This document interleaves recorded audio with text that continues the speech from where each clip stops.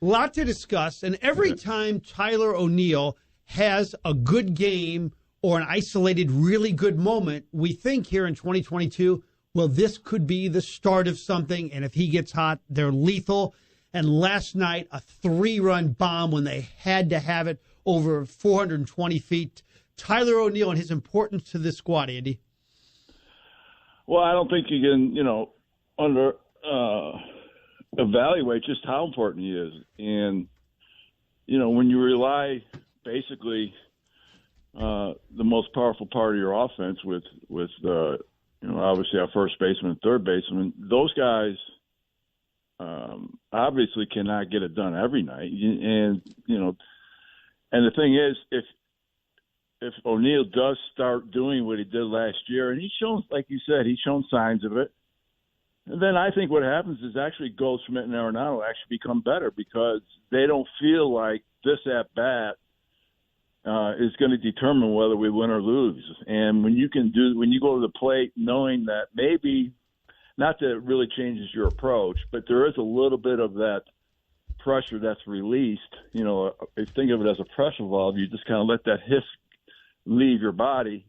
I think they'll be more productive. So, O'Neill's presence is still there, but he's also got to be consistent in the way he has produced. I think, the more than, the last two games, I think the fact that he has been at the plate and has the four most important RBIs probably in the second half of the season, I think that in itself psychologically might put him over the hurdle. How about the manager and the decisions that he has to make every night at second, short, left, and center? The right field, there's no debate. It's going to be Lars Newtpar. But, boy, I can't remember a really good team, at least in St. Louis, where you have so many big decisions so many decisions, and the DH. That's 5 spots where it's up in the air every night. It really is, and the way he has shuffled the lineup, and the fact that in the last 25 games they've been really good, even with a shuffled lineup, actually makes, I think, his decisions maybe a little bit easier. If they were searching offensively, like they did a lot of part of the early part of the season, if they were searching offensively, then those decisions get magnified, and usually magnified in the negative because, you put a guy in a certain spot and he doesn't come through, and then people question why he did it and, why is he hitting there and what. But when you put guys in a situation and they become successful, at least more consistent, I think those decisions actually become easier. Yeah. Like last night, I think, with the world watching, you'd want to put Albert Pujols in there, but this manager's smart enough. No, he's 0 for 10 lifetime, against Jake Odorizzi. So he says, look, Brendan Donovan gives me a better chance to win. I think he's just had the right amount of, he's showing respect to Albert and he is acknowledging big moments. But, hey, the bottom line is you got to win a game, and Donovan gave you probably a better chance to win last night. He normally does, by the way. Well, he normally does anyways. Yeah. Absolutely. You've heard me argue with Donovan being there every night. You got a guy that's second on the team on OPS. Is he a big RBI guy yet in his career? No. But, he's a guy that, has to get on base, and he has done that. And obviously last night with the double he hit really changed the complexity of that game and went on and was probably the reason why the Cardinals went on to win. He's, the thing about it is he's sort of like you get a little stone in your sock between, your foot and your sock, and then you walk around. Yeah, I can get he's a little bit bothersome. And until you get a blister, that's when you notice him. Yeah, and he got that blister on Saturday night with that big double to open up the inning to set things up. And then, I have no problem with him sitting Dylan Carlson and playing O'Neill in center if the option is a guy like Corey Dickerson, who's had a 4.13 month. He's been insane. Hey, I think O'Neill would be a really good center fielder. Now, last night, nobody talked about it on TV, obviously, because I played center field. I look at the finer points of what it played defensively, what it takes to play center field, because I was fortunate enough to play out there for a few years. But when he went on a ball that was, I would say it was routine, but it was going to be on the warning track, he turned his back and ran to the spot and then turned around and caught the ball. And that tells me right there that he is a very, very comfortable center fielder. There's very few guys that can turn their back on a ball, run to the spot, turn around and catch it. Because Harrison Bader had a hard time doing that. That's why he did that funny back shuffle thing. And Carlson can do it, but he doesn't do it consistently. He loves to keep his eyes on the baseball the whole time. And it's always been my contention, when you can turn your head and run to the spot, you're going to get there quicker and you're going to make less mistakes. And O'Neill's very comfortable doing that. So center field defensively is not an issue for O'Neill. So you don't think there's any drop-off between he and Carlson? Defensively, no. I really don't. I mean, I think O'Neill's faster. And not only that, a couple times when they had the center field camera on, his jumps were tremendous. I mean, he was, that ball was between home plate and the pitcher's mound, and he was already going on the right angle. And when you can do that early, you can run that ball down before it's left in the infield and get the right angle, you're going to catch a lot more balls than a guy that takes a bad route and tries to make it up later with his speed. I think arguably the single most surprising player on the team, well, I guess Donovan's one, but the guy who hits ahead of him is two, and that's Lars Newtpar, who for the season, this is not just the month, for the season now with an 824 OPS. And then this month, well, he's just been off the charts with a nearly 1,000 OPS, and he's hitting 294. Well, I'll eat my crow and egg on my face. I said it early on that I didn't think he was going to be a productive player. I thought he'd be, a nice fourth or fifth outfielder on a really good team, but he's proven me wrong. And great for him. I mean, that's, the fact that he didn't have much success in the minor leagues. We talked about his numbers in the minor leagues. Do we not? They're not impressive. They're not even good enough, really, maybe even to get yourself to the big leagues. But because of injury, he's taken advantage of the situation. And that's what, a lot of times, Frank, and you've heard me say this also, the difference between a player in AAA and a player that can play in the big leagues is an opportunity. And he has gotten up, and when he's got the opportunity to play every day, some players really like that, and they're comfortable with it. So far, so good for him, and he has made a difference offensively for this club. Just imagine, in April, he hits 125. In May, he hits 091. And in June, he hits 167. So just imagine the way the town and maybe even some people in the organization feel about Lars Newtpar. Well, we got all these young outfielders behind him. We got all these starting outfielders ahead of him. He's probably not going to be long for this team. And now you think, who knows how long he could be the Cardinals starting right fielder. I know that Jordan Walker, there's some thoughts there for next year, but boy, this guy, I don't know where they'd be without him. Well, I mean, he's like I said, he's been a big part of it. There's no question. He has picked up for Carlson's lack of offense. He's picked up when O'Neill, has been struggling. I mean, shoot, there's been times when he has been right in the center of why the Cardinals have won ball games offensively, and the fact that the Cardinals and the manager has stayed with him through those first 3 months was shocking to me. I mean, I would have thought that at some point they would have sent him down and never seen him again. But Newtpar proved him wrong, and good for him. He proved me wrong. He proved me wrong, and that's the wonderful thing about making stupid opinions. They're not always right. Oh, you're almost always right. Let me get your analysis of what you're seeing with Dylan Carlson hitting 215 for the month with a 657 OPS. What's going wrong there? Well, like I said, I've never been impressed by his swing left-handed. I think it's long. I think, it's really hard to describe, oratorically what exactly is going on. I would have to have a video in front of you to show you, but it just takes him a while to get to the baseball. A lot longer than even Albert Pujols or even Carlson. I mean, Carlson's swing left-handed is not going to produce consistency at the big league level. Now, swing right-handed, it's shorter, it's more consistent, and he swings at less balls from the right side than he does the left side. One of the things we talked about last year, Frank, when he was impressive towards the end of the season last year, and even in the playoffs, when he was taking those borderline pitches. You remember that? We had that discussion? Yep. And he was getting on base. He was walking. the guy doesn't walk. And when you don't walk, I'm sorry, you're not going to hit for an average, and you're not going to be a run producer. It's no more complicated than that. And, you know, unless you're just a freak like Arenado, he never walks. He loves to swing the bat. But he makes contact. And when he does make contact, he has damage. With Carlson's, when he does make contact, there's not much damage going on. Would you consider dropping the switch hitting with him?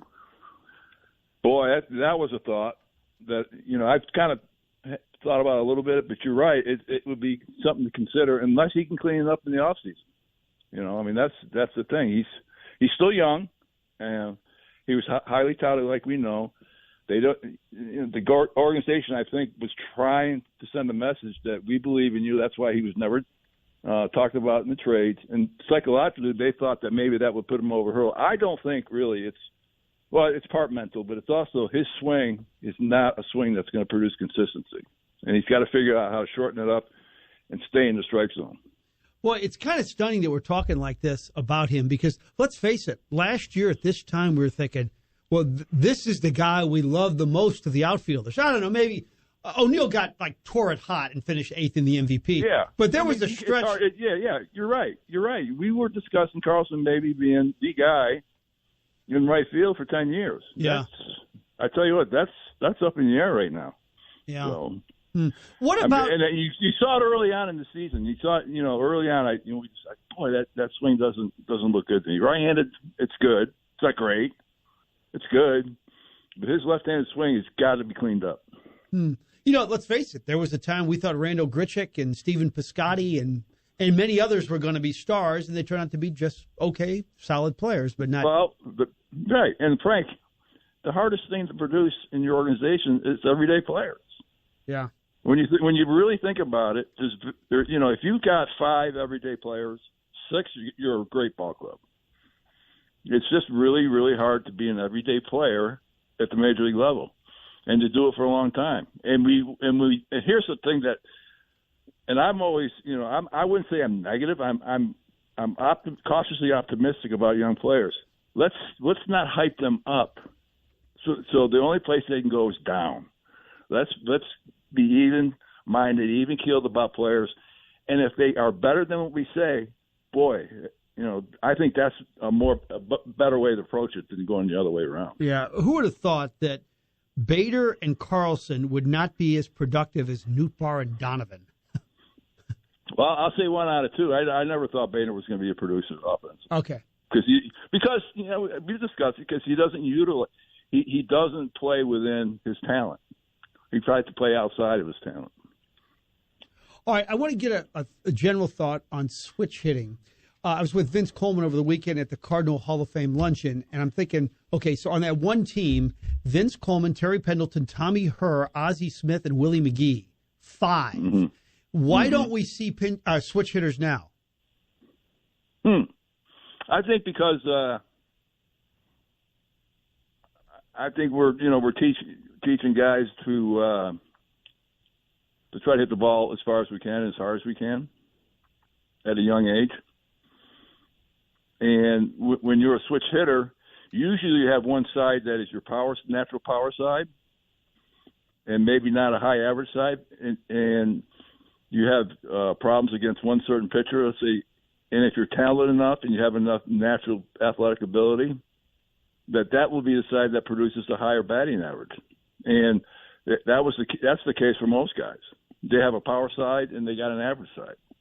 And if you don't have an average side to go on power, then you got to figure out how to get yourself on base. And most of your switch hitters, not all of them, most of your switch hitters have got good speed. So if they got good speed and have talent from the right side, you teach them to hit left-handed. To utilize that speed. Yeah, that's good. All right, let's get to some pitching thoughts. I don't know. Were you watching before the game when they had the wireless mic on Wainwright? I did not. Okay. I only saw the game later. Yeah, it was the best. I read the article this morning. Yeah, it was the best bit of television I think I've seen in months. They stick a mic on him and they have him walking out to the bullpen, and then chatting and having a conversation basically with himself about how he prepares for a game. He was funny. He was insightful. I was just hoping, because he wasn't like, it didn't seem like he was as locked in because he was thinking TV that he was going to get rocked. Instead, he strikes out the first hitter and is absolutely brilliant the outing. But this guy, he is a baseball treasure, as I tweeted last night. I mean, to pitch that well at this age and then to talk that well and insightful that well and is funny that well, he's incredible. Well, he is, and he's got a great personality. He's got a great attitude about the game. He's got a great attitude about life. I mean, the wonderful thing about Adam Wainwright, he can see the bigger picture. He understands that more than anything else. Adam Wainwright, as a person, doesn't identify himself as a baseball player first. He identifies himself as a human being, and I think that was based on what I read this morning. Like I said, I didn't see it. That certainly came across in the article this morning. And, there is a part of me that's kind of like, if I was mic'd up, I might say some things and do some things I naturally don't do. But you can get away with that when you're 40 years old and you've been in the big leagues as long as he has, and you're successful. You know how to separate that. Yeah. It would be an awful lot to ask, a Hicks or, even a Flaherty to do that, because they might want to say something for the audience instead of really being themselves. All last night was Adam Wainwright embellishing who he really was. Yeah. For the audience. And with all due respect to Flaherty and to Jordan Hicks, there's no way they could be as interesting or as intriguing or as fun. No one could. No one. No, I mean, that's, every time the Cardinals are on TV and they do that, that inning interview with a player, he's the first guy they ask. Exactly. Yeah. Because he's insightful, he takes the game serious, and yet he can have fun, and, he can embellish stories that make them funnier than they really are, which is all part of being in the atmosphere of baseball. He keeps it fun, he keeps it light, and at the same time, he's serious about his business. All right, so Jack Flaherty is going to start one more time in Memphis. This time the Cardinals are not going to let Jack orchestrate him coming back too soon. They're going to be in charge of this thing. You start one more time in Memphis. I think it's going to be Wednesday, and then your next start will be in St. Louis. And I know that the popular belief was we cannot count on him, but with every start, you start to think, well, maybe there's a chance here. There's a chance what? That he could be a force and a factor in the starting rotation for the Cardinals moving forward. Boy, I'm going to stay on what I said last time about Jack Flaherty, that I personally would have a very difficult time handing the ball postseason. I would have a difficult time putting it on the roster, because we've had our starting rotation now isn't going to get better because of Jack Flaherty. It's going to be based on how the two guys that we required, and Adam Wainwright being Adam Wainwright, and the other two guys being who they are. Well, wait a minute, though. Hold on a second. If Jack Flaherty is right, Jose Quintana is not getting any start in the month of October. No, but you still have four good ones. Yeah. So I don't know, though. My point is, you don't have any evidence this year of what to expect when you hand him the ball. Is it going to be maybe a guy that pitches good for one inning and then blows up in the third like he's been doing? Is he a guy that's giving up runs in AAA? I'm just saying the other stars have earned the right for them to have the ball, and you know what you're going to get. At least you know the worst you're going to get. The problem I have is you don't know how bad it's going to be, because Flaherty hasn't pitched at the big league level this year. Yeah. That would scare me. I hand the ball, and boy, I don't know what I'm going to get.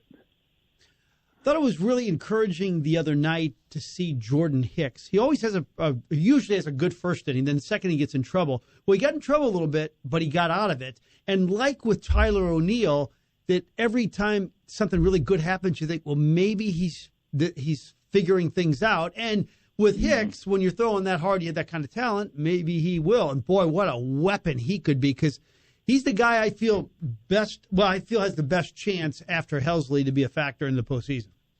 I don't disagree with Frank. His stuff is as electric as, the top 5-6 guys in all of baseball. I mean, sometimes he throws that slider, and there's just no way any right-handed hitter is even going to put the ball in play, even if he sits on it. But then again, he'll throw a slider that the catcher can't even catch. So that consistency of getting his fastball and slider in the strike zone is the only thing. That's really the only thing that's holding him back to being a complete dominant pitcher. So, based on his last time he pitched, it looked really good because that ball was in the strike zone pretty consistently. And what you saw was some really, really ugly at-bats from the Braves. So moving forward, let's just say you had the opportunity, and you probably won't, to set your rotation for the second round, whether it's the Mets or the Braves. You're agreeing with me. The Cardinals are going to win this division. Yes. Oh, yeah, Okay. and they may win it earlier than people think now.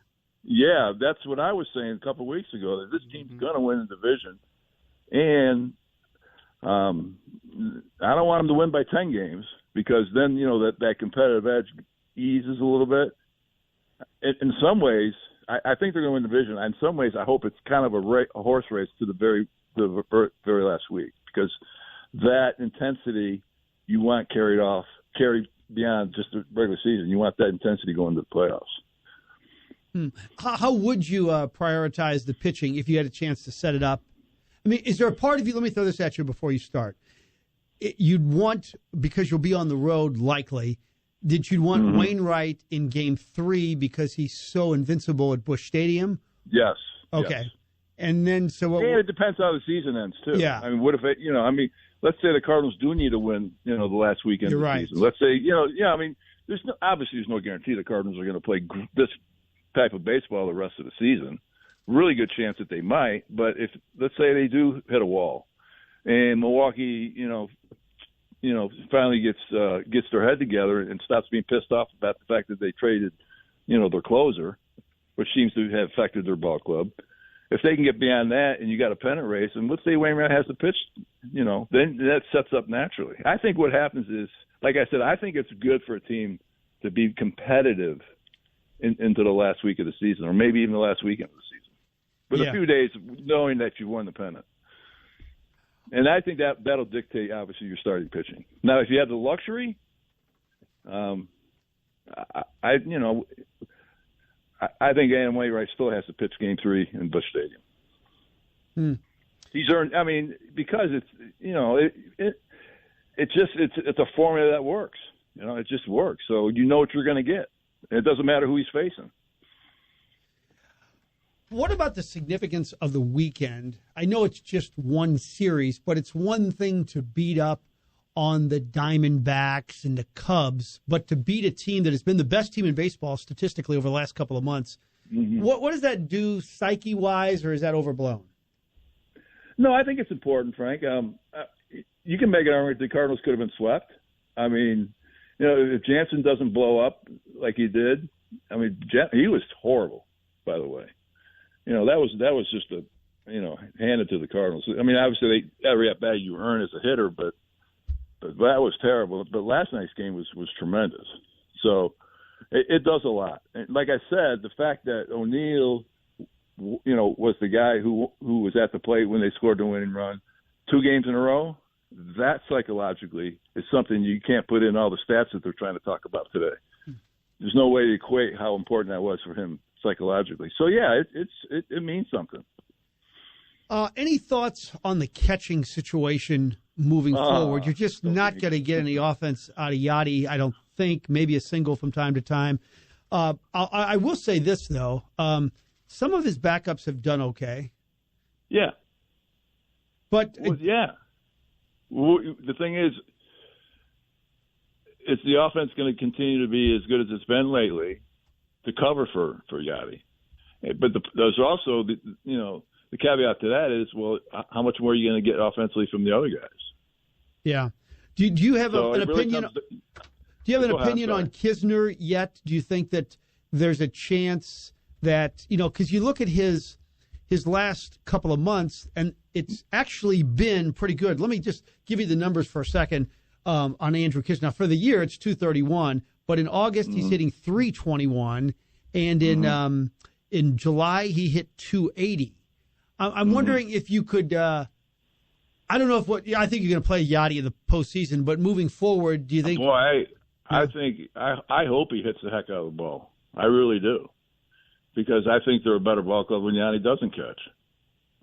Really, you don't think the way he worked with the pitching staff and his defensive skills? When he catches, and your starting pitcher gives up 11 runs, and when he catches, and when someone blows up in the 8th inning, and he's catching, nobody says anything that was Yadi's fault. But when pitchers have success, all of a sudden it's Yadi's. It's Yadi's putting the fingers down that made him successful. I think that is so overblown. I really do. Now, when it comes to 10 years ago when he was catching and throwing people out, yeah, that makes a huge difference. But I don't think his defense is that much superior than any other catcher on our team now.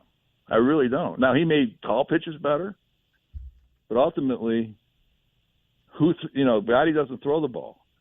So why give him credit when guys when pitchers are getting outs and not give them the blame when they're blowing up? That's the part of the game I think is so overblown. Now he's a Hall of Famer. Wonderful thing. He's going to be one of the best defensive catchers in the history of the game. But the idea that because Yachty put a finger down, then that's why they win is not the case. So let's just say Kisner has a 300 September, and for the people who haven't been following this, Yachty's at 180 in August, and he's at 167 in June. And he's 0 for 17 since he held a basketball trophy up during a baseball season. So do you think there could be a tough decision for manager Ali Marmol in the catching spot if this trend continues in October? I mean, that you'd actually start Kisner? Well, I mean, if you're willing to live with offers, yeah, I think it's not a hard decision. Boy, I mean, if you know he's not going to produce offensively, you still on the catch. That's the decision you got to make. But if you need the anticipation, I might get some offense out of a guy from my catching position. If that's important to you during that particular game, then you got to play somebody else. Well, that is an interesting stat. You just he had that game against Arizona that Friday night where he got 3 hits, and then it's 0 for 3, 0 for 3, 0 for 4, 0 for 4, 0 for 3. 0 for 17. I mean, the basketball. Yeah. Team. I mean, shoot. Right now, Newtpar, the baseball looks like a basketball. Right now, the baseball looks like a golf ball. Yeah. So I mean, he's just, and you're 40 years old.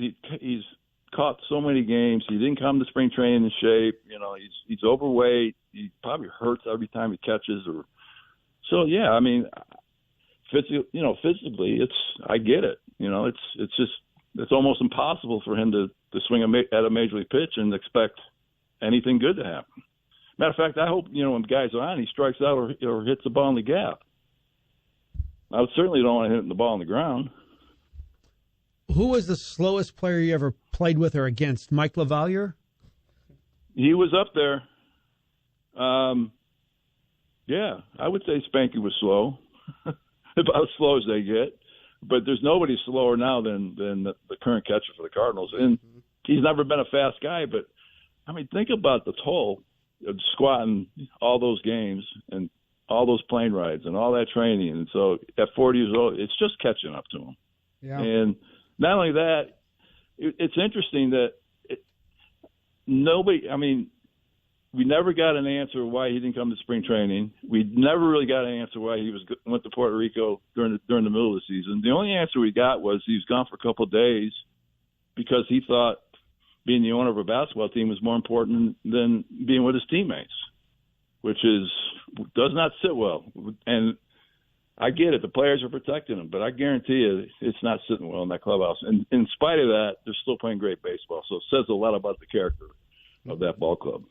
A quick thought on the home run by Dansby Swanson, which was a fastball, maybe called by Yachty too. Here's my question is, if you have a guy that can throw 104 and that's his pitch, even though Dansby Swanson hits fastballs better than any other pitch, would you have thrown it? Well, he's a top guy, one of the top guys in all baseball and fastball. Yeah. So I don't have a problem with that. What's his best pitch? His fastball or his slider? It's his fastball. Yep. And I still think pitchers have have a chance of making more mistakes on breaking balls than you do fastballs because you control the fastball better than you do a breaking ball. I mean, there's very few nasty, nasty sliders from pitchers. I mean, like, I'm going to throw it down the way, on the corner, knee high. Now, I can do that a lot easier with a fastball because you get to the big leagues, Frank, as a pitcher. I don't care if you throw 94, 84, or 104, and that's your fastball velocity. You have to have control of where you want to throw it. And how many times do we watch Wainwright throw his 89-mile-an-hour fastball on the corner and hitters swing right through it? Yep. So the fact that it was 100, it could have been 99. It doesn't matter. His best pitch is a fastball, and now he can go to bed at night and put his head on the pillow. I got beat with my best pitch. That's just part of the game. Mm. And so and let's say he swings through it and strikes out. Everybody goes, "Oh, look at Yachty! What a great call!" Well, no, he utilized the guy's best pitch in the best situation, and you're just going to get beat sometimes. All right, sir. It's an honor to have you on. We'll see you in studio. Well, by the way, I'm going to Oskin Eats Pizza probably tonight. The best pizza in America. Where's that? Check out. It's in Utica, New York. You were up in Nantucket right? first, too, Dave right? Portnoy, the pizza guy. Yes. Dave Oh, Portnoy? yeah. Yeah. Well, he was just in Utica, and he evaluated Oskin Eats Pizza, and he gave one of the highest marks he's ever has. But I'm a little biased. I still think it's the best pizza in America. So. And you've been up there with your bride. You're probably doing some antique shopping, long walks, listening to Yanni, all those really fun masculine things with your bride. No, Neil Diamond. Neil Diamond. Okay. All right, young man. We'll see you next week. Thank you, sir. All right. Thanks, Frank.